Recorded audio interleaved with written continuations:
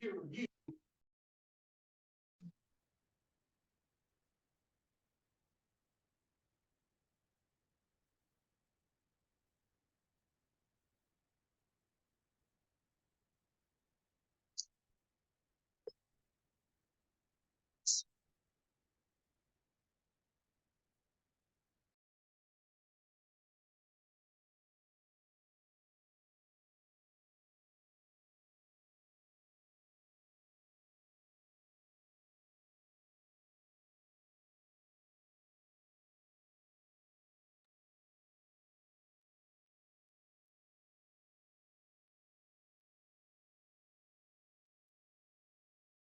good evening, everyone. Folks, let me know when we're ready to go.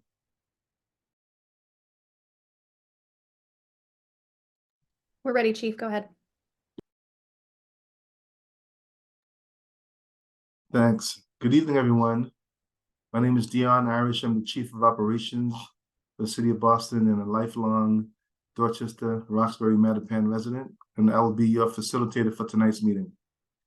Tonight, we will learn more about the transportation plan for the Dorchester neighborhood. The goal of this meeting is to gather feedback about the current plan to ensure that it minimizes the impact on the community who lives around the park. We're joined today by various city staff members, including members of the community engagement team, the mayor's office, the Boston Transportation Department, the Boston Unity Soccer Partners, and the transportation consultant, Brian Bizel from Howard Stein Hudson. Next slide. For all our participants, we must maintain respect for others in this space. Please use I statements. If you're representing a neighborhood association or a group, please share. This is a public meeting, but the purpose is to discuss the transportation plan for Dorchester. We'll prioritize Dorchester residents' comments, and we ask you that you keep your comments and questions solely about the transportation plan for tonight. For more information on other topics and other opportunities to engage, please see the White Stadium website or email White Stadium, that's one word, at boston.gov. White Stadium at boston.gov. We are limiting residents to 2 minutes for comments. And I apologize. Can we go back one slide? I want to make sure we get our interpreters set up. So at this point, I want to give each interpreter opportunity to give instructions on how folks can access language, starting with Spanish interpreter.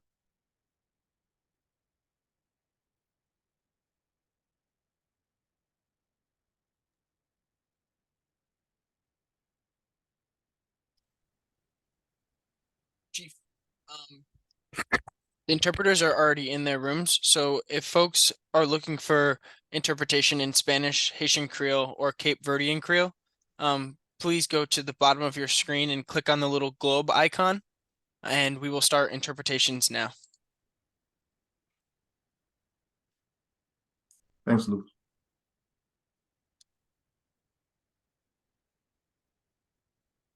So picking up from where we left off. So as project managers, we will collect, review your feedback during the question and answer section. And we'll also be including polls in this conversation this evening. We'll answer as many questions in the chat as we can. And if your comments are not addressed during the discussion, please feel free to reach out to us at whitestadium@boston.gov. Next slide, please. So tonight's agenda will focus, as I mentioned before, on transportation. The agenda is to quickly touch on a high-level project overview and the proposed BPS community benefits. We'll also cover transportation planning approach, proposed multimodal approach for NWSL game days, applying the plan to real-life scenarios, and then we'll open the floor for discussion. Throughout tonight's meeting, we will be incorporating sections for folks to provide live feedback and to ask questions. Next slide.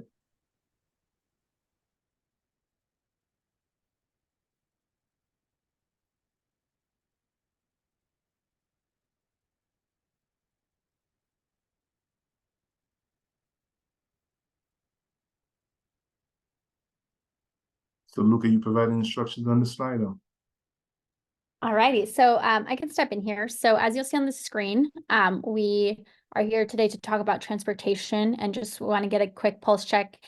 This is also a test of Slido throughout the presentation. So what you'll see is a question on the screen, and then you'll see a QR code that you can scan, or you can, if you're on your phone or laptop, go to slido.com. Oh, I think I put slide.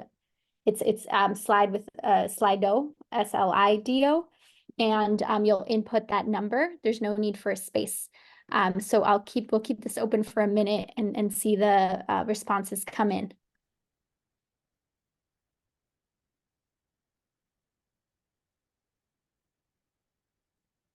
Awesome. I see residential parking. Definitely going to cover that today. Data from updated transportation study.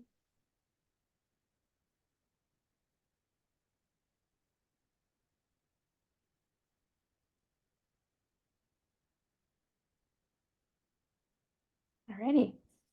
So these are some of the topics we'll cover today. But again, this is also to get you acquainted with Slido and how we'll work on this, how we'll work Slido into the presentation today. I hand it back to you, Chief. Thanks, Anshi. Next slide, please. So now we want to talk a little bit more about the project and the proposed benefits this partnership will provide for Boston Public School students and the community. Next slide. If you talk to stadium users from 70s and from once today, and one of those included, who played high school football at White Stadium, the stadium has been in deep need of repair for many decades. And as you can see from this slide, from the 1970s to the 1990s to 2000s, there have been many attempts as recently as 2015 to revitalize the stadium. But despite all these attempts, there's never been the right combination funding, partnership, and public benefits for our plan to succeed. Next slide, please.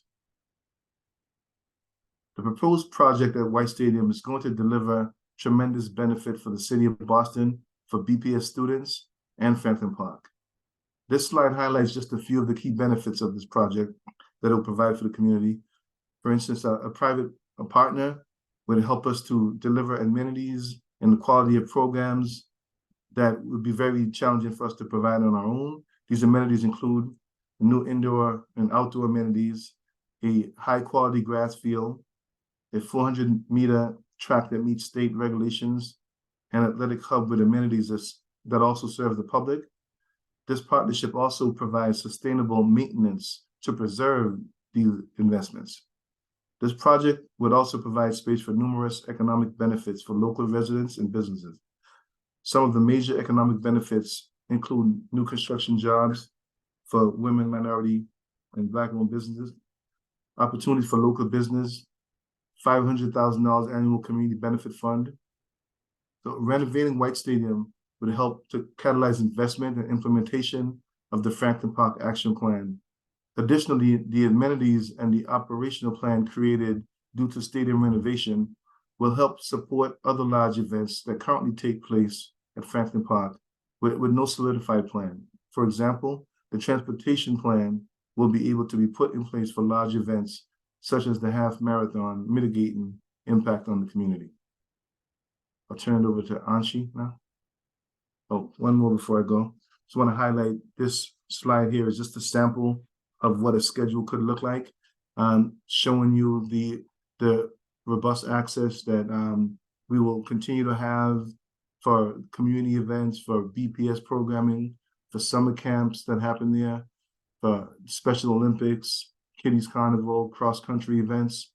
And as you can see in the green, those would be, that's a projection of the usage that the Boston Unity soccer team would have. So as you can see, it's less than 10% of the overall schedule. But again, this is a sample schedule just to give an idea of what that could look like.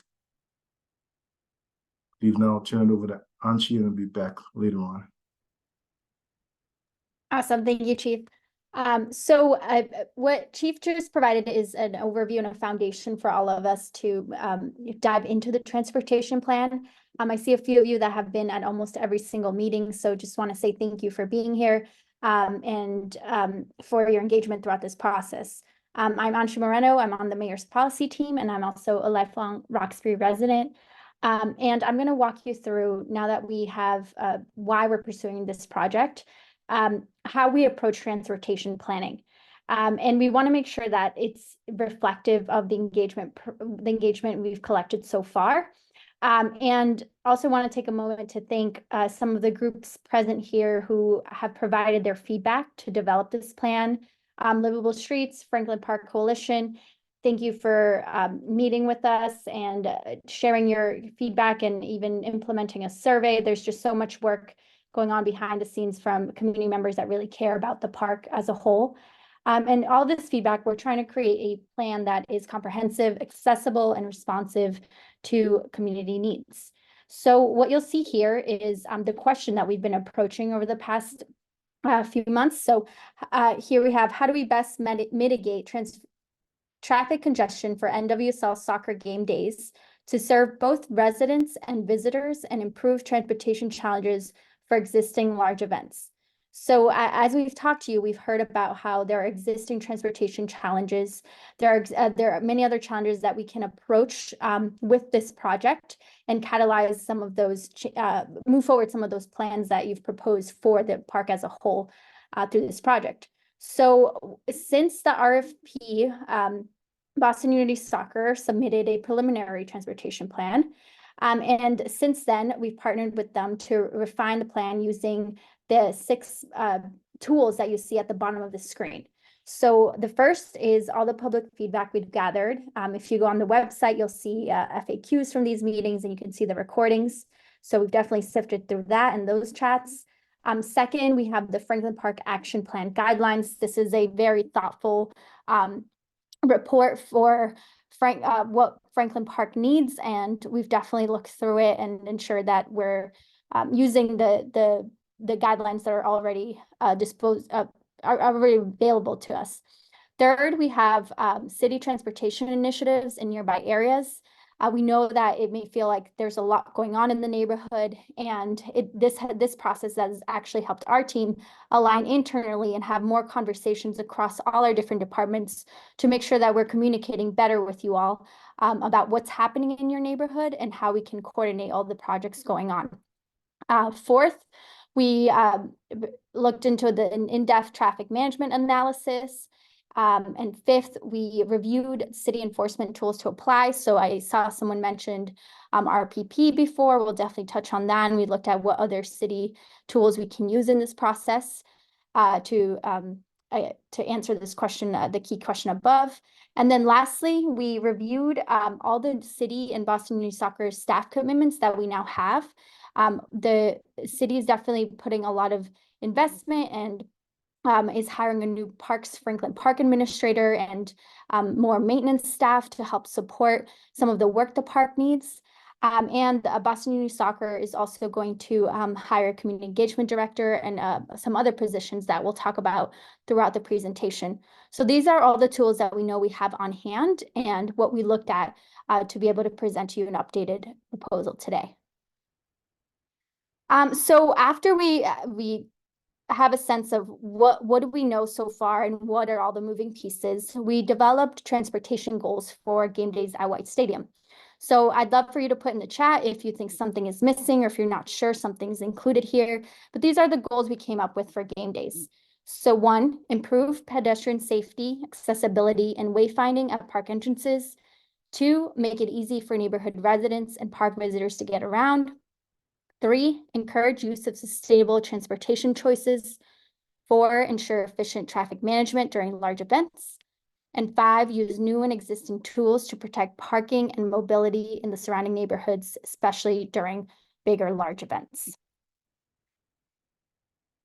So in the meantime, White Stadium has and continues to be the home to many community events that are beloved to many of us. We have BAMS Fest here, we have Kitty Carnival, the Puerto Rican Festival, graduations, cross-country meets, so many more community events that bring our communities together.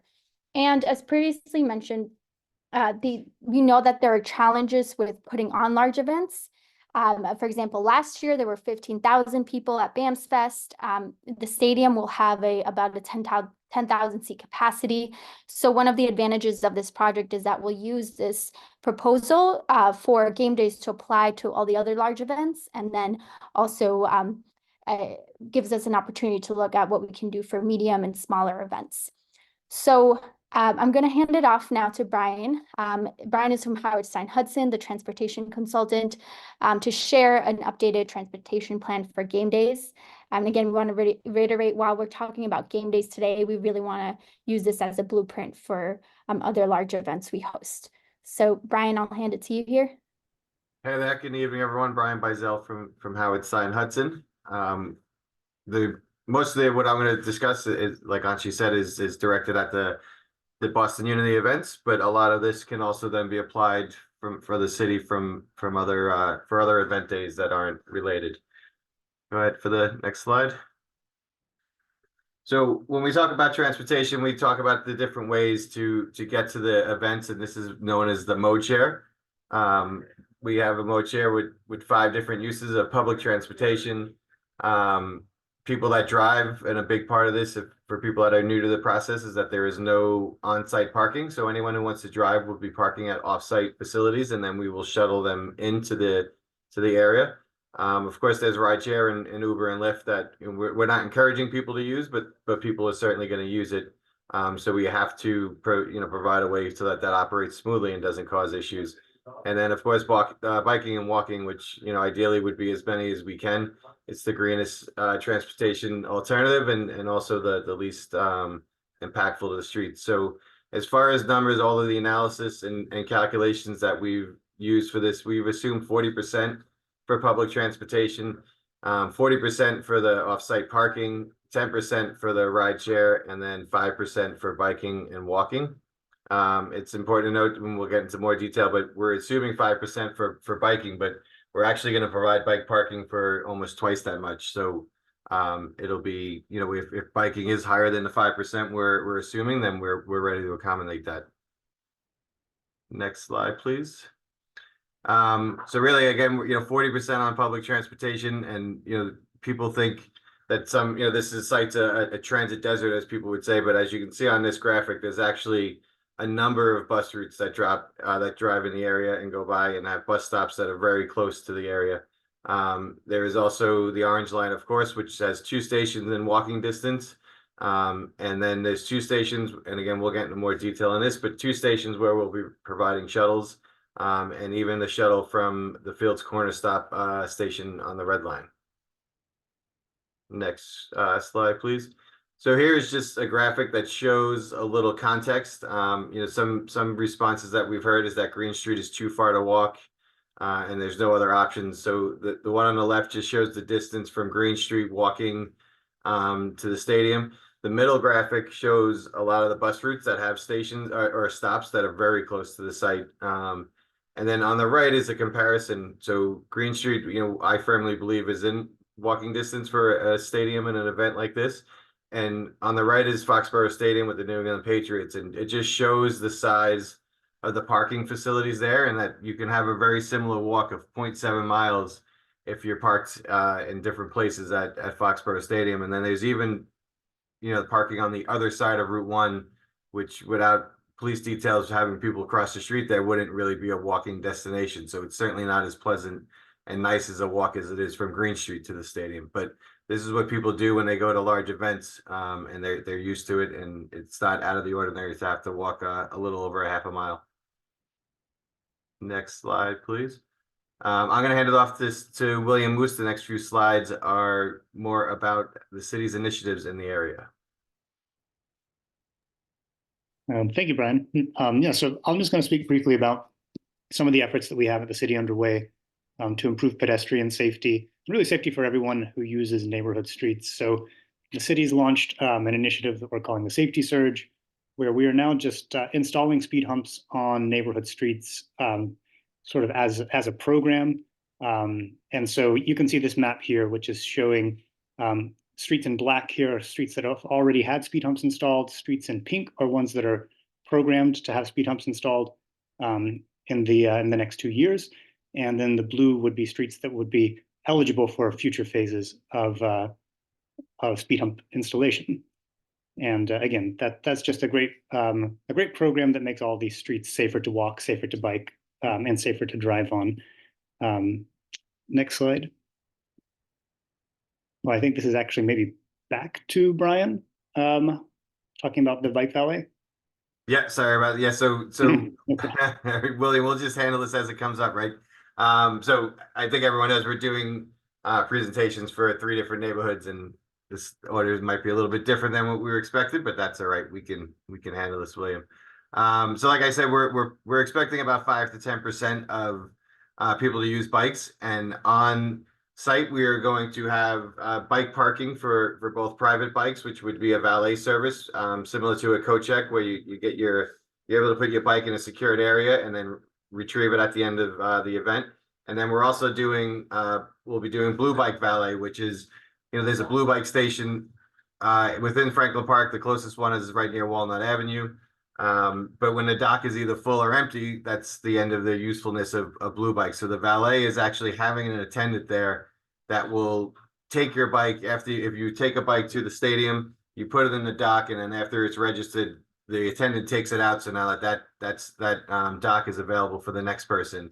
And then vice versa, they now have a stack of bikes in the area. When the event's over, we're not limited to the 19 bikes in the station, right? If someone takes a bike and the docks are emptied out, then the attendant puts in another bike, and we're able to use valet for a lot more people than just what one station can accommodate. This graphic shows the 2 blue dots to the lower right of the stadium is where the bike valet parking would be. And then another key component on this graphic is just how many different walking and biking trails there are within Franklin Park to get to the stadium and around the stadium. So next slide, please. All right. So this is another one for me. So like I said, we're encouraging everyone to take public transportation and walk and bike, but we know that certain element of our spectators are going to want to drive, and if they're going to drive, then they're going to be told right from the beginning, the messaging when they go on the website, before they even buy a ticket, as they buy tickets, and then as events approach, the messaging will always be from the team that there is no parking on site, and then there is no parking in the area for that would be available for spectators. And the city will get into a lot more detail about on street outside of the park. But so after that message is received, if they still decide they want to park, they'll be parking in satellite facilities that we will then shuttle them in. This parking would have to be pre-purchased, so we'll know exactly how many people are showing up at each location, and then that will determine how many buses that we need to service that location for that game. What you're seeing on the map here is just a general idea of where these locations would be. They're not specific facilities, but the idea being, number 1 in the lower right would serve 93 to and from the south. Number 2 on the left there, even though you can't see it on this graphic, is just inside the 95 and 128 corridor to the west. It's likely, it's not shown on this map, we would probably have another facility along Route 9 somewhere. Route 3 would really be kind of the inner western suburbs and urban towns, such as Watertown and Newton, cities and towns that, although they're close, there's really not public transportation that they could get to easily. So if they end up driving, there would need to be somewhere for them. And then finishing the loop, number 4 is people to and from 93 on the north, right? So these are known as what we call catchment areas, and we need to continue working on this and figuring out exactly which facilities we'll be using. But there are facilities in this area that will make it efficient for people that are driving to just use these shuttles, right? Instead of driving into the neighborhood and seeing if they can get lucky and find a space that's not going to be intended for them to be using. So this graphic now, as we get closer, and I see a question in the chat, the satellite parking sites there, I mean, I have ones in my mind, but we haven't started negotiations yet. And really, we're trying to keep some of that to be determined in the future, just so that as we're negotiating for the use of those, that it's a more equal way to create the contract with the facilities. This graphic here, as I said, starts moving in closer. You can see there's blue lines and red lines and purple lines. So the blue lines are where we would expect the satellite parking shuttles to be running. So on, for Dorchester specifically, on the right side of Blue Hill Ave, coming up Columbia Road, of course, connecting Columbia Road, taking that to 93. The red lines that are shown over there would be connections potentially to transit stations. So Fields Corner on the red line. And then, the hope and intent of the T is to make the Four Corners Geneva Station, which is on the Fairmont line and just commuter rail at this point and not running all that frequently, to change that to the Indigo line and have more frequency. And if that occurs, then obviously it would make a lot of sense for us to be using that as a connection point. And then where those blue lines and red lines overlap, they become purple. So as you enter the park and come down Columbia Road, it's you have both shuttles and both transit station shuttles and the satellite parking shuttles. And when all that's said and done, coming into Franklin Park again from the east, impacting Dorchester the most, we have 49 shuttle trips. And that would be over the course of 2 hours before a game and 2 hours after a game. So you would be looking at about 25 shuttles an hour, which is about, one every 2 minutes or even less than one every 2 minutes. So although we're relying heavily on these shuttles and can actually get about 6,500 of the spectators into the site from these shuttles, even with these volumes, you're still talking about, a bus coming every 2 minutes. So it's not going to be this extensive line of buses like occurs when there's an orange line shutdown, say, and we have to switch to buses, and it just takes a lot more of the vehicles to compensate for not having the trains.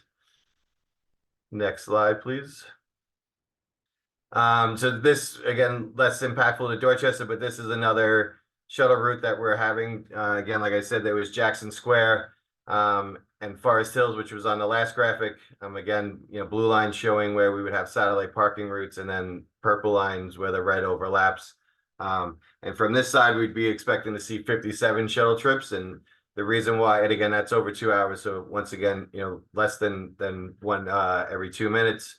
And the reason why this is higher than, say, through Dorchester is because we really expect most people to use the orange line to use for the most of that commute, and then these shuttles would be used just for the last mile connection. There's also an expectation that a lot of people will just take the orange line to the Stony Brook and Greet Street stations, which you kind of saw on the map previously, right? Of people walking from those areas into Franklin Park. Next slide, please.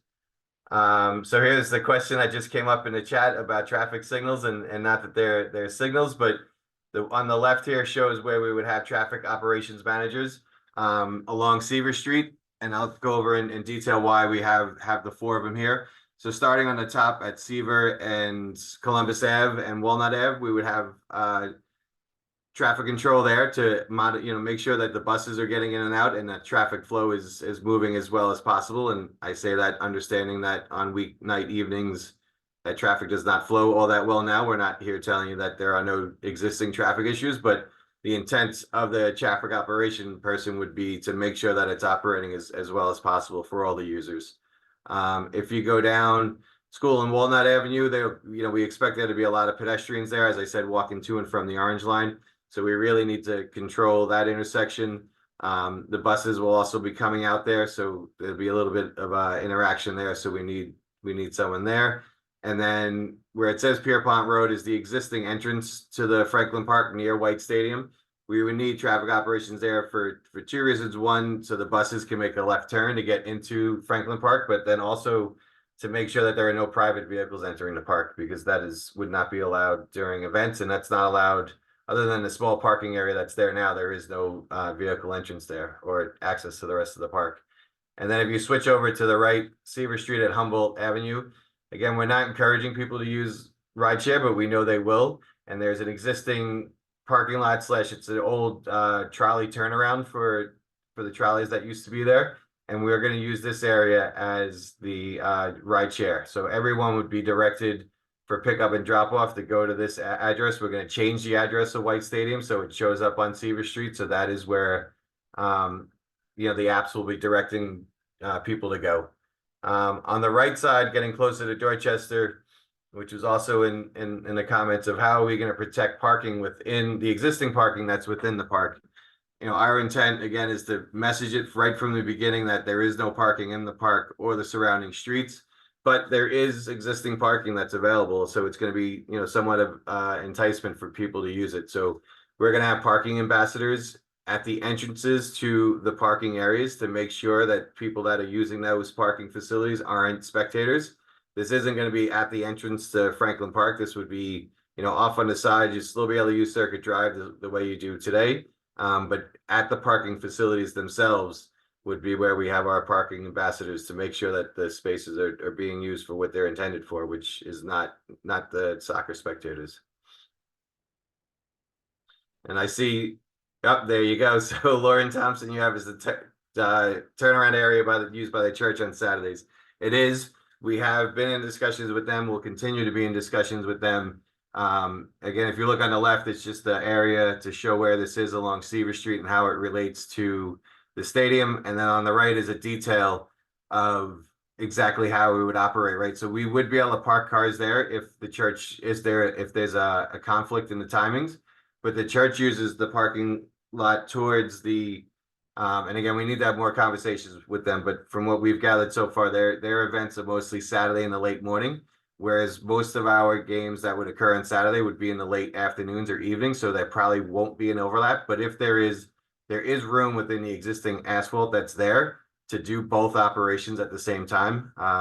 Also shown on this graph or this graphic is that currently this area is 2 different driveways, and that means that you can only make a right in and a right out, and we're proposing to modify that so that there's one driveway right in the middle of the Humboldt Avenue intersection.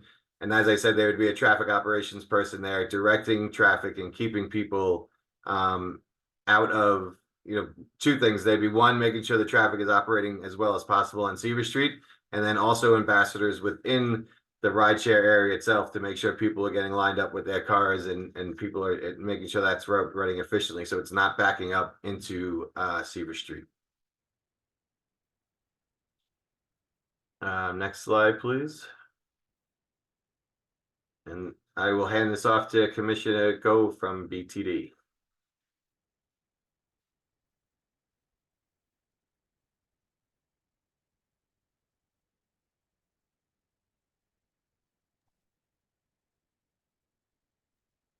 Can everyone hear me? Sorry, I was on mute there.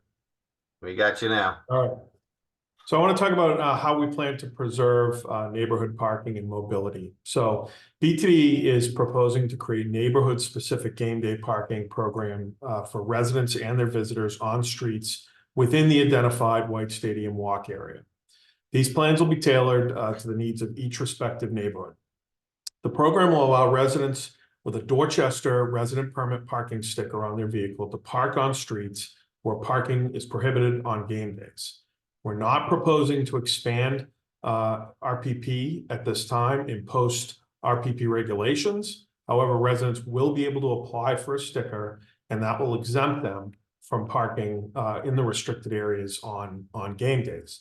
Additionally, we're proposing a new program which will allow visitors to obtain a placard or a hang tag, regardless of vehicle ownership, so long as they live on a street in the White Stadium walk area. We're proposing that it would be 1 visitor permit per household issued annually. We would likely change the color of that to help with enforcement. Next slide, please. So let's talk about enforcement. So first and foremost, as Brian mentioned, Boston Uni will hire an executive leader to engage with the community members on coordination of all operational concerns, traffic, parking, trash, cleanup, etc. BTD is proposing to create a new event fee violation, which would be $100 for parking on game days in the designated areas. This is similar to a fee that we created around Fenway Park, which has been successful. We would also install tow zone no stopping signs on game days, again, in the area of the White Stadium proposed walk area. We have sample signs here, which is a sign that we use up and around Boston College in Brighton. This program has been in place for a number of years and has been successful. Again, residents with an RPP sticker and their visitors would be exempt from this. These regulations would go into effect 4 hours before a game and remain in effect for an hour after the game. Additionally, BTD would bring on a dedicated enforcement shift. They would be assigned to this period before, during, and after the game to enforce these regulations, and towing would be activated to support that enforcement if necessary. And within the park, as it's been mentioned prior, soccer game attendees will not be allowed to park in the Franklin Park lots. We're committed to retaining parking for key park destinations such as the zoo, the golf course, the Shattuck picnic area, and the tennis courts. Park rangers and BPD officers will be the primary individuals enforcing parking within the park, but they'll be supported by those game day traffic ambassadors that's been mentioned previously. All park visitors will also be able to access the free Boston Unity soccer shuttles from the MBTA stations on game days.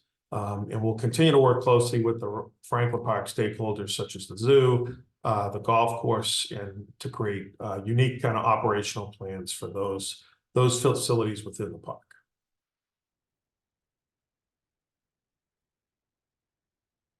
And this map right here is showing the White Stadium walk area.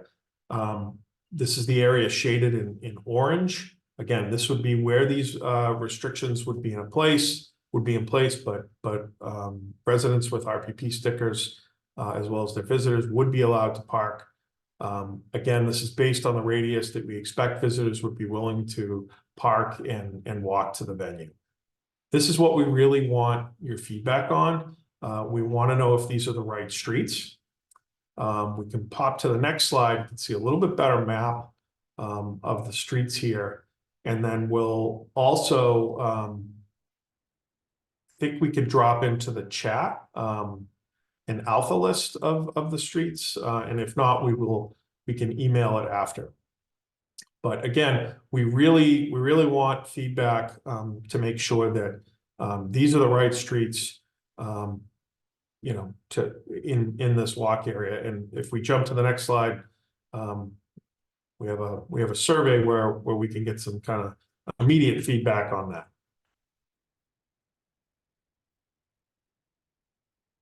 So we'll put in the chat the Slido link and number. I'm just gonna go back a slide so you can see the streets a little bit better.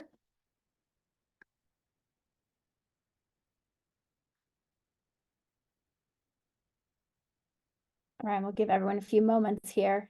Please let us know in the chat if you have any clarifying questions right now, and we'll keep the Slido open after the presentation and throughout as well, so you have a chance to look at it and reflect on it a bit.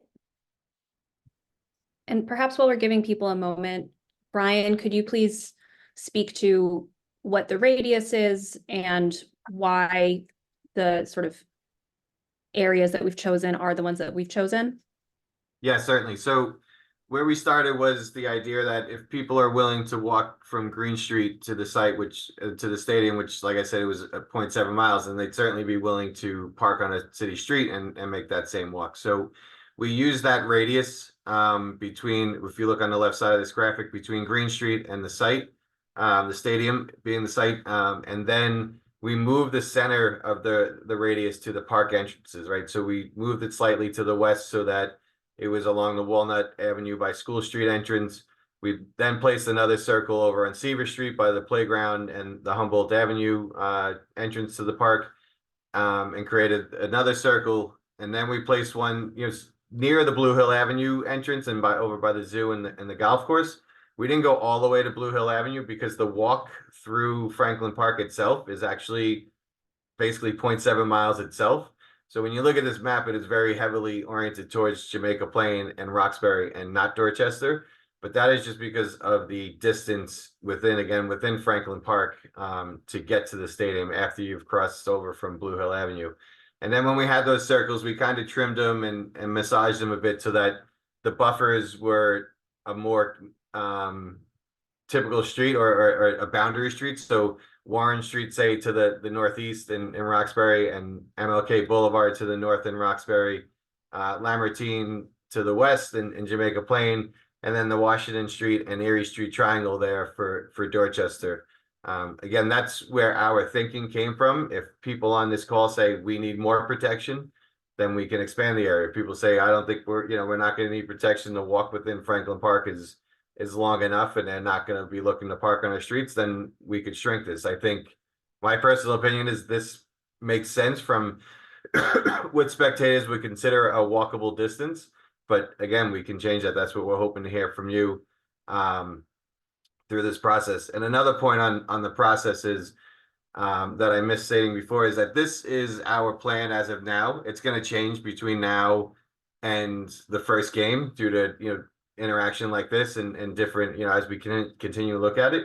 But then even after this, the first game, we're going to continue to change this the plan as needed, right? We'll see what's working, we'll see what's not working, and we'll change it as we go. Last night we got a call saying, are you going to look at this plan at least on an annual basis? And the answer is no. We're going to look at this on a game-to-game basis, especially in the very beginning, to make sure we're getting this to work as well as possible and finding any issues and rectifying them as quickly as we can.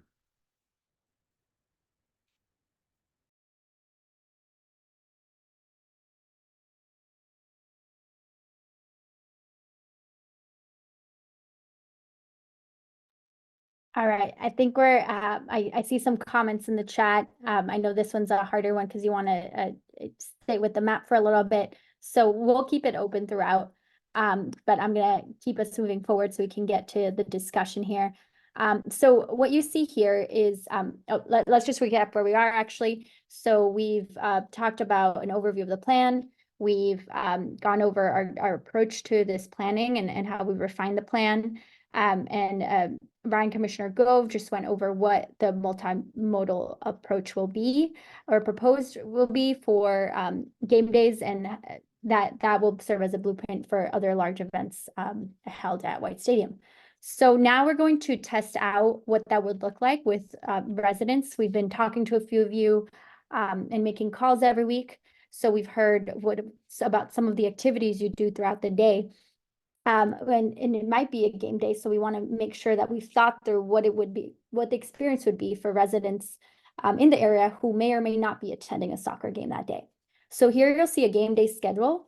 What we want to highlight here is that there will be multiple activities throughout the day, and we can use our scheduling priorities to make sure that we can fit different community events and have the time to also implement these game day parking restrictions.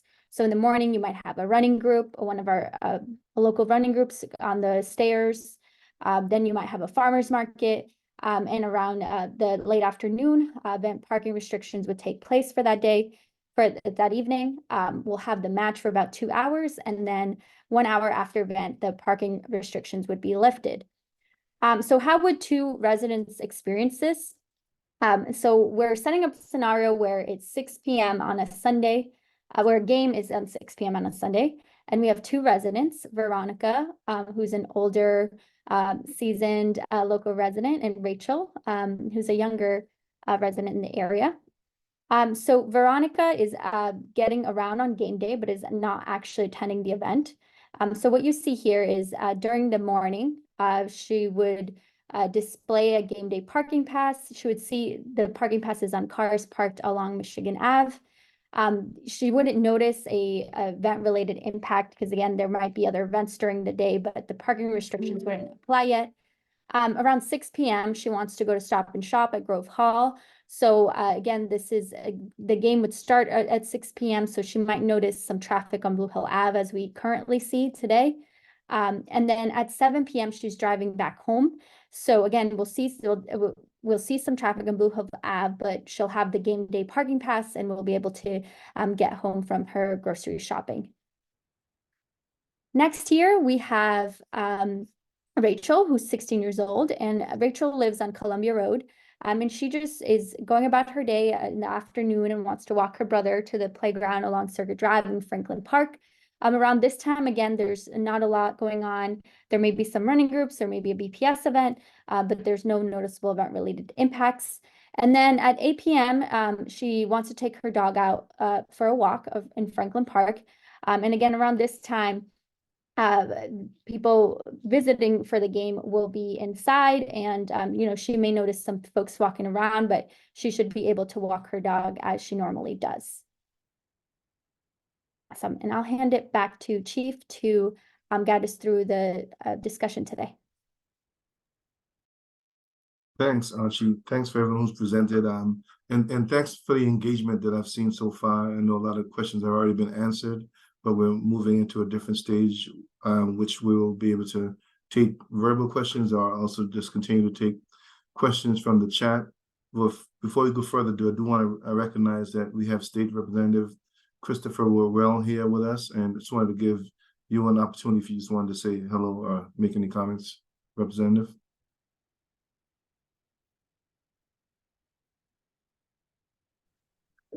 Hi, everyone. Chris Worrell. I'm just here to listen to what community has to say and hear the traffic plans. I do live on Normandy Street, which is right in front of the entrance off of Blue Hill.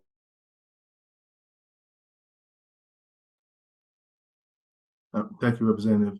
So before we open it up, just want to remind everyone that we do have a 2-minute limit, so we'll be running a time clock. If folks are interested in raising their hands and commenting verbally, and otherwise we will continue to mine the chat and answer questions that have not been answered as yet.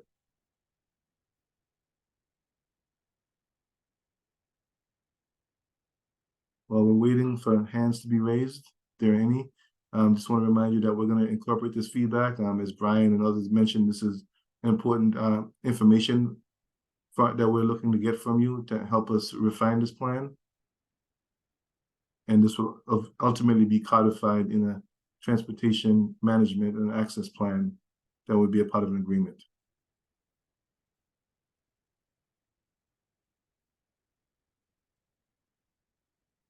So we, Marty, Glenn. Oh, okay. I had to wait for someone to unmute me. I'm Marty Glenn. I live just west of Upham's Corner, off of Hancock Street, and I'm the president of the Hancock Street Civic Association. I think there are a number of issues here that really haven't been addressed, although I've asked the question in the chat in several different ways, and I'm not sure it's been dealt with. The zoo is open from July 1st through the end of October from 9 a.m. till 10:30 p.m. at night because of their bright lights exhibit. And it's extremely popular when the exhibit's going on. There are cars in every parking lot in the zoo, and there are cars all up and down Circuit Drive, I would say, to the end of the golf course, for sure. And it's also the golf course. I'm not a golfer, but I do know that golfers will play golf, whatever you say, until they can no longer see the golf ball at night. So in the summertime, they're going to be there well into the evening when these games are scheduled. And Saturdays for both of those entities are their biggest days. There are also a multitude of community events that happen on Saturdays. So it's not clear to me whether you intend to allow some people into the park and not others. And if that's the case, how are you going to distinguish between who are the people who are going to the zoo and who are the people who are just telling you they're going to the zoo, but they're really going to the game, but they know that you won't let them park if they tell you that, so they won't. So that is my first question. And the second has to do with resident parking, that there are, this is an estimate because obviously you can't see it all, but there are at least 10 to 20% of residents, they live in the city, they live in our neighborhoods, they register their cars outside of the city to avoid insurance costs and excise tax. How are you going to deal with them in terms of resident parking? And I also have a question about remote parking, but I just have been told that my time is up. Thank you for adhering to the time clock. So I want to, not sure if Commissioner Gover, you want to take that. I know that there's still a lot of refinement being done, but you may want to share some early ideas on how access to the park would be managed.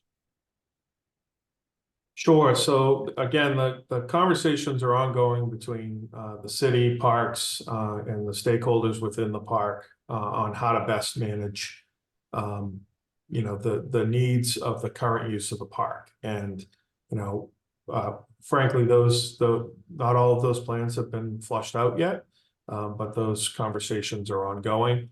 I think what you know we're here focusing on is making the commitment that, you know, there is going to be a lot of alternative opportunities for people to access the park. And I think trying to make the restrictions around the facility as, you know, as reasonable as possible will help with that enforcement. On the issue as far as RPP, you know, this is what we're proposing today. We're certainly open to suggestions to the alternative, but obviously, you know, unless RPP is only eligible right now for vehicles that are registered within the city. As it should be. But that's going to be a huge problem because you have, I'm sure students are some of them who bring their cars from other states and they are living here, but their cars aren't eligible here to get a sticker here. And then there are people who, and I know many of these people in my neighborhood, so I just know it anecdotally, they are registered all over Massachusetts and in New Hampshire, Rhode Island, and southern states. And Marty, that's a problem. no, thank you for that. We certainly hear you. Just want to make sure we're giving everyone an opportunity who wants to. Yeah, and I ask just a want question. to, before we move on, I just want to read it that we are not stopping anyone from entering the park, right? We are managing the parking within the park and not preventing people from accessing the park, whether that be walking, biking, or driving. And I think Liza Meyer from Boston Parks Department would like to jump in. Yeah, hi. Liza Meyer, Chief Landscape Architect with Boston Parks, and I worked on the Franklin Park Action Plan. So I've crossed paths with many of you before. I just was going to add, and I think Commissioner Gove stated it accurately, and that this is active work that we're working on to figure out how to ensure that everyone who comes to the park with a particular destination in mind can still access that destination even on game days and during game times, and not, you know, prevent access to the park. By no means will anybody who's coming into the park be turned away. It's just a question of how we allocate spaces within the parking areas and how we oversee that, how we manage those parking areas, which, as people know who come to the park today or, you know, regularly on event days, it's a complete free-for-all. And I think we can do a better job of better organizing where people can and can't park and overseeing that activity so that everyone can come into the park and move around safely and get where they want to go. Thanks. Thank you for that answer, Liza, and thank you for your work. And what I'm hearing is that this is also an opportunity to help us improve on how we manage parking access in the park. So I also want to just draw everyone's attention to the questions that are on the screen. Those are some questions that we have for you that we would love to get feedback on, in addition to any other transportation-related questions that folks may have here. Any other hands, or if not, can team help me field some questions from the chat?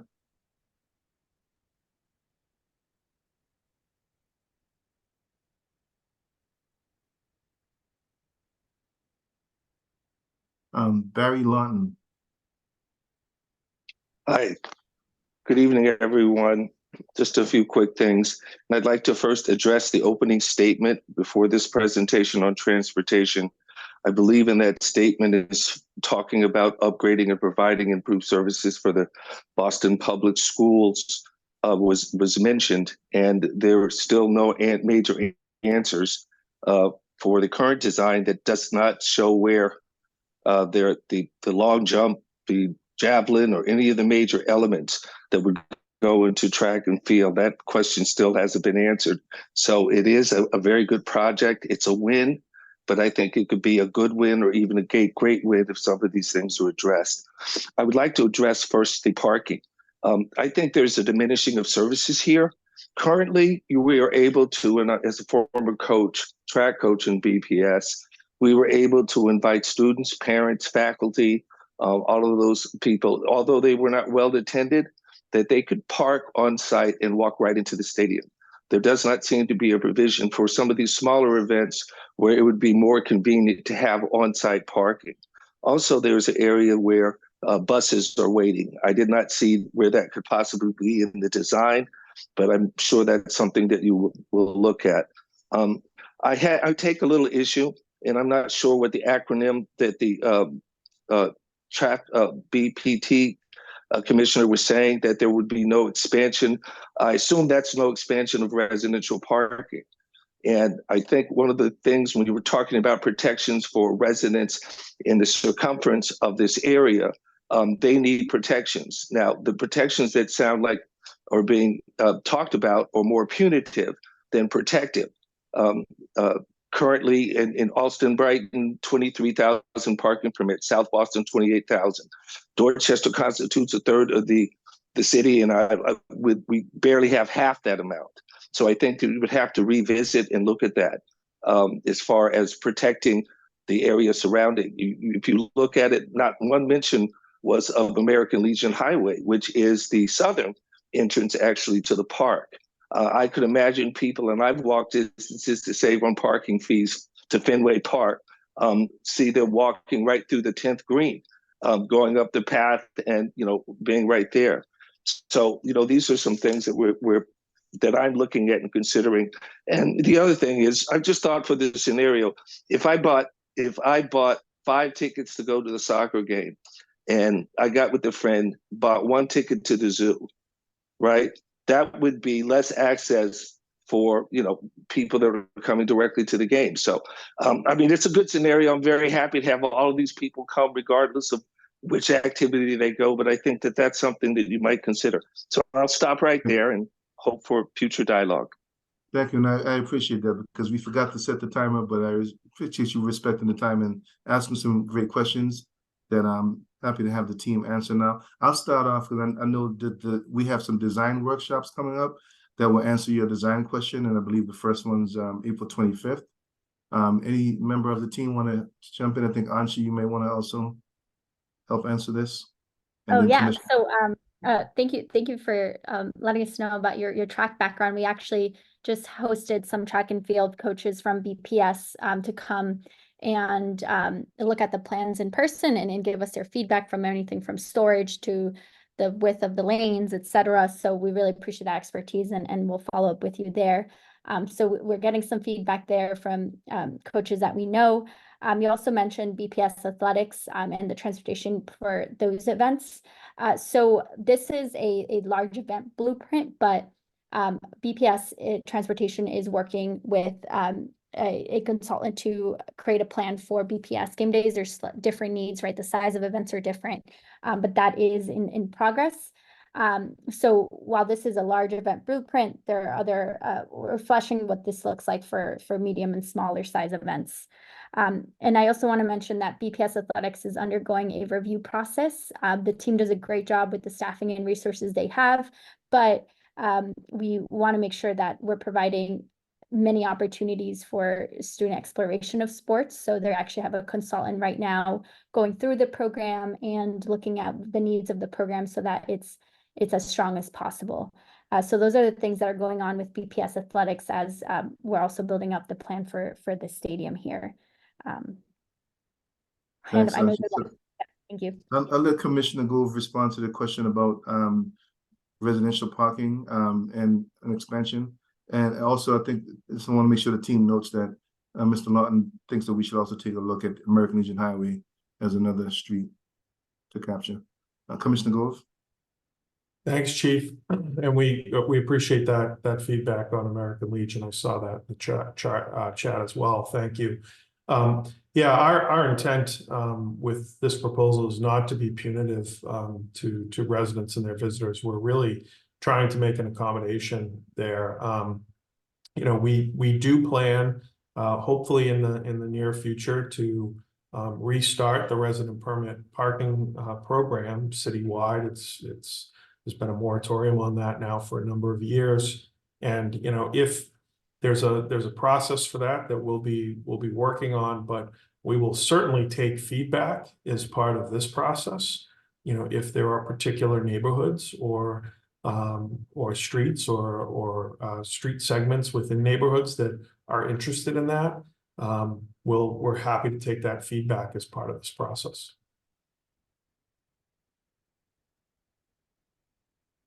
Thanks, Commissioner. Any other live questions or questions from the chat that the team wants to put forward? Chief, I have a question from the chat I can share. Someone shared, I live in Dorchester, but closer to Ashmont. Are there any plans to increase bus frequency across Dorchester so residents can go to games without driving? For example, the 22 bus. I'm not sure if William's still on, but I'll take this one for now. The city, well, the T and the city I don't know if you're familiar with the bus network redesign, and I believe the 22 is going to become what they're calling a high frequency route, which would mean that there would be a bus every 15 minutes throughout the day, if not less so in the future. So that's not related to this project. It's just, I'm a transportation nerd, so I look at these things. So that is something that's in the works, and the T has been planning actually and doing a lot of work on this for a few years now, and that plan was just released on what routes they expect to become high frequency routes that will occur much more often throughout the course of the day, and then even more so during peak hours. Right, Chief, I have another question in the chat. Will the city provide various options for residents to apply and receive game day resident passes? For example, City Hall to go at various locations like Stop and Shop, parks, etc.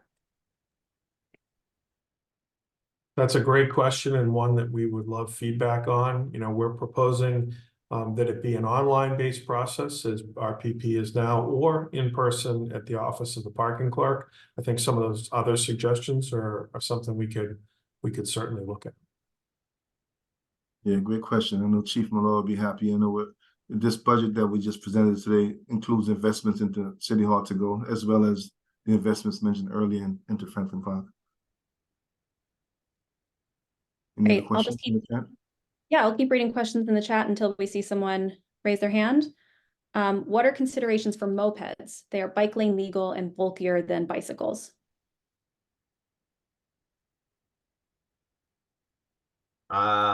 Morgan, I'm sorry, I was trying to read it and then it just moved on me. Can you just repeat that? What are the considerations for mopeds? They're bike lane legal and they're bulkier than bicycles. Yeah, so you know, they'll have to follow the laws of the bike lane, right, which I believe is 15 miles an hour maximum. If they're faster than that, then they are not bike lane legal, as far as I know. Right. And Sandy Bailey asks, what is planned to enhance pedestrian safety, especially crossing major roads to enter the park?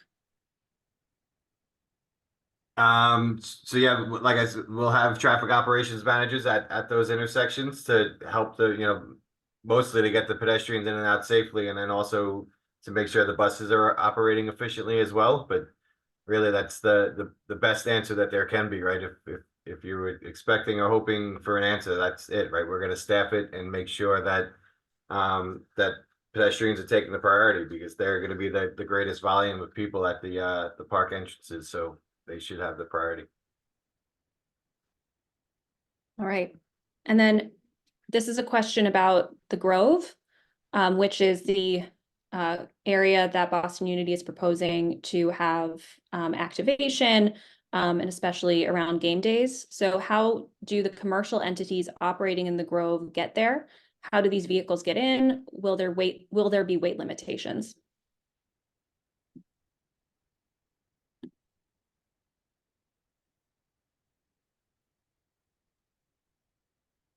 Sorry, Morgan, I lost it again. I should just listen to you. It's easier instead of trying to read it. One last I'm time, going- I apologize. Sorry, folks, there are a lot of questions in the chat, so I'm trying to go through and find ones that haven't already been answered. But whenever somebody puts in a new chat message, the order changes up. So we're doing the best we can. And the question is, how do commercial entities operating in the Grove get into the Grove? Will there be weight limitations for them? Well, first of all, the first answer is this will be discussed in much more detail when there are the stadium design workshops. Right, the transportation plan, although certainly with inside the park, but is part of it, but really the design workshops will deal with what we consider the site design and the operations of the buildings themselves. So stay tuned, but I can give you a partial answer now of it wouldn't be a weight limit, but there'll certainly be a size limit, which would then obviously entail a weight limit that goes along with it. That area is accessed off of the existing entrance off of Walnut Avenue. That is to the west of the stadium. And again, for further details, you'll be able to see that at the next set of workshops. All right. And Marty has a question. Since there are bus routes that go through surrounding neighborhoods, why wouldn't someone park, say, somewhere around Upham's Corner, hop on a bus up Columbia Road, rather than parking remotely? Well, I would say by the time they've driven that close to Franklin Park and then jumped on a bus, it would be just as similar to driving to one of our satellite parkings and taking one of our shuttles. So similar, it could possibly happen, but there's no benefit over using the satellite parking that we're providing. And I think this is a question for our BTD folks. Are any permanent enhancements envisioned at road crossings that would benefit neighbors accessing the park on days other than game days? Yeah, and actually Maya just did a written response to that comment.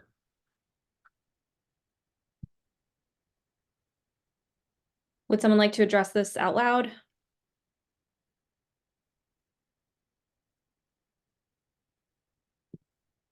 Hi, everyone. Just wanted to introduce myself. My name is Maya Mudgal, and I'm the project manager of the Blue Hill Avenue Transportation Action Plan. So to address Sandy's question, access to Franklin Park will be prioritized in that roadway redesign project, especially from Blue Hill Avenue. We know that the crossings today don't work for people. They're long, they're unsafe, there aren't enough crosswalks. So permanent roadway changes will be coming through that process. And I linked the project website if you'd like to participate in that design process. I'll also add here, I'm not sure if Liza's on, but we mentioned this at the top, but this has given us an opportunity to get all of our teams together and review some short-term and long-term projects that we can do around Franklin Park that will enhance the experience for all. So more to come on there, but just know that we are looking deeply into what's possible here and what are things that we can do short-term to make the experience better for all visitors. Thanks, Angie. Just a quick time check. We have about 15 minutes left. Sarah Freeman, you can unmute yourself. Thanks. Hi, everyone. Quick question. Sorry if I missed it. Have you said what the satellite parking charges would be? What the satellite parking charges? Is that what you said? So the cost, so that would be a part of the ticket buying process. And I don't, we don't have ticket prices as far as I know, but maybe someone from Boston Unity can chime in. So the parking would be similar to that.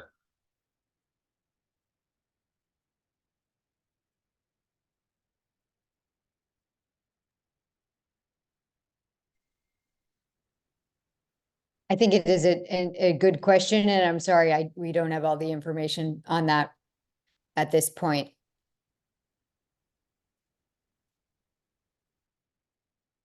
Sarah, I will just note that we, and we put this in one of the previous Q&As as well, that we certainly will plan to account for the fact that having folks park at a shuttle satellite lot is perhaps geographically a little further out of their way, although as Brian said, we think it'll be faster for them in terms of efficiency straight to the stadium. So that will be factored into the pricing, and in an effort to encourage people to park in those lots as well. As Brian says, we'll make it very easy to purchase both your game ticket and your parking all in one, and probably have some sort of bundling discount as well. Thank you.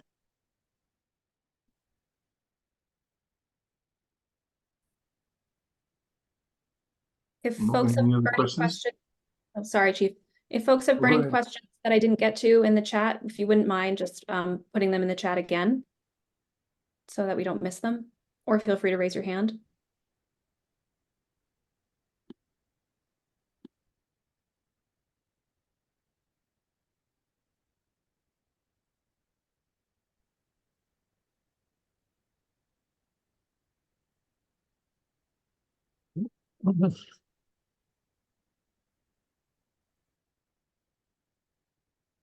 Chief, I'm not seeing any more questions.